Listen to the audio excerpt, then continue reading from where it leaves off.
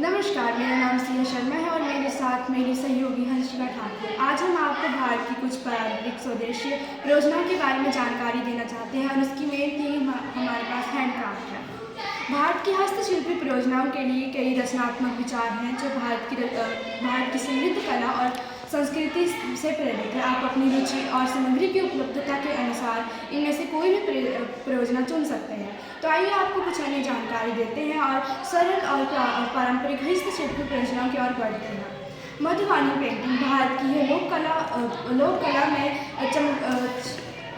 चमकदार रंगों, जटिल रेखाओं का उपयोग होता है और इसे हम कागज, कपड़ों और मिट्टी के बर्तनों पर उपयोग कर सकते हैं। बार्ली पेंटिंग महाराष्ट्र की आदिवासी कला ज्योमेट्री आकृतियों का उपयोग करके बनाई जाती है और ये हमें दैनिक जीवन और प्रकृति को दर्शाती है। इन्हें बनाने के लिए भूरे कागज और सफ़ेद रंग का इस्तेमाल किया जाता है।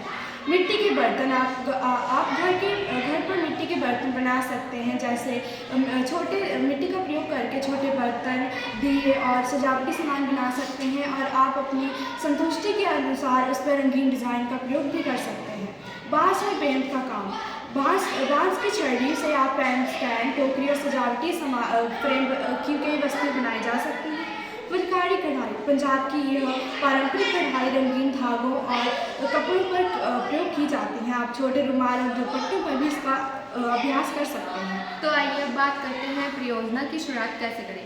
सामग्री इकट्ठा करें। अपनी चुनी हुई परियोजना के लिए सभी आवश्यक सामग्री जुटाएं। संदर्भ खोजें। इंटरनेट पर अपनी चुनी हुई कला के लिए पारंपरिक पैटर्न या डिज़ाइन खोजें। धीरे धीरे शुरुआत करें। अगर आप पहली बार कला सीख रहे हैं तो किसी आसान डिज़ाइन का अभ्यास करें। रचनात्मक बने। अपनी पसंद के अनुसार रंगों और पैटर्न में बदलाव करें।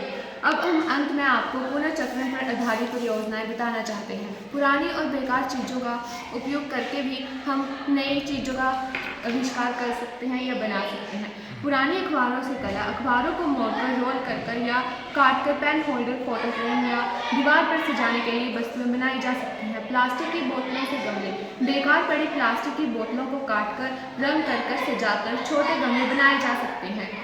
पुराने कपड़ों का इस्तेमाल करके पायादान पुराने कपड़ों और अन्य उपयोगी प्रकार के कपड़ों को आपस में भूनकर हम रंगीन और कई अच्छी तरह के पायदान भी बना सकते हैं। आइसक्रीम स्टिक से सिल्क आइसक्रीम स्टिक से हम कई प्रकार के शिल्प भी कर सकते हैं। आइसक्रीम स्टिक का इस्तेमाल करके हम पेन होल्डर, फोटो फ्रेम और अन्य छोटी घरेलू छोटी मोटी सजावटी वस्तु बनाई जा सकती है।